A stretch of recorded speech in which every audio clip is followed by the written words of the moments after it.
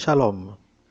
Bien-aimés, avant de commencer, je me permets de vous rappeler encore notre appel de fonds en marque de solidarité à notre sœur sinistrée par les inondations. Dans cette émission spécialement, je m'adresse aux administrateurs des groupes auxquels j'appartiens, puisque leur intervention aussi peut vous mettre des gens en confiance et pourquoi pas leur permettre d'agir en toute sérénité. Que Dieu vous bénisse. Il nous reste encore 6 jours pour cette opération. Alors, le thème de cette journée, c'est la deuxième partie, qui est Jean-Baptiste. Jean est le dernier prophète d'après les Écritures qui prêchait à ses contemporains la conversion et baptisait ceux qui se repentaient de leurs mauvaises actions. De son nom original, Yohanan, qui signifie Dieu fait grâce, hier, ma question était Dieu fait grâce de quoi? Et la réponse était Dieu fait grâce de l'agneau. Ma question aujourd'hui est Dieu fait grâce à qui? Dieu fait grâce à l'humanité de l'agneau qui ôtera le péché de tout le monde entier pour tous les hommes et de tous les temps. Qui est Jean? Jean est le seul prophète mandaté pour préparer le chemin au Seigneur. Jean est le seul sacrificateur qui a exercé un sacerdoce unique. Beaucoup de sacrificateurs ont exercé le sacerdoce pour expier le péché du roi, de l'armée, du peuple, d'un quelconque citoyen. Mais jamais un sacerdoce qui enlève le péché du monde entier. Jean est également appelé l'immergeur. Immerger, vous connaissez bien le verbe. Ça veut dire celui qui plonge dans l'eau et relève. Je rectifie ceci. Hier, je disais qu'il est vêtu de peau de mouton.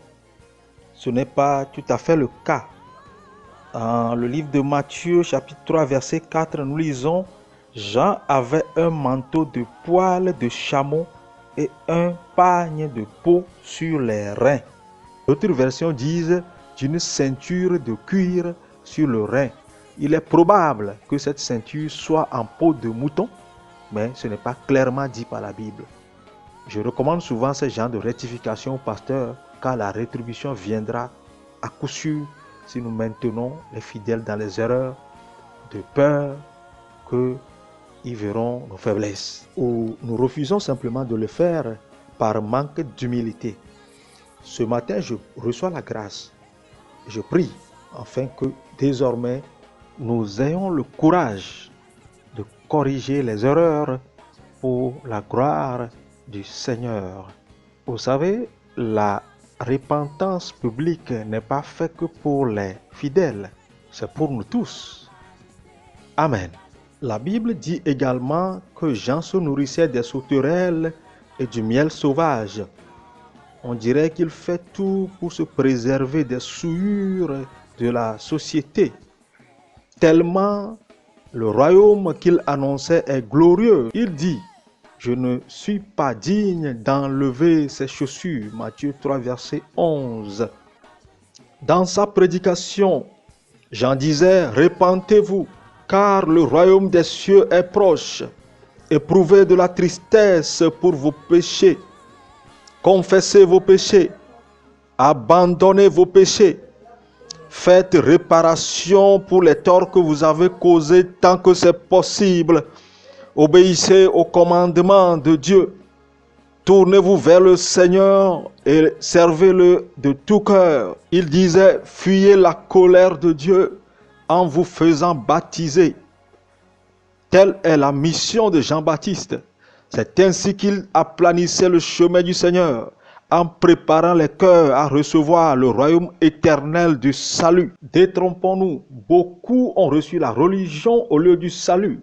Le titre, le nombre des années, le ministère ne sont pas des garanties du salut. Es-tu prêt à recevoir le salut de l'agneau?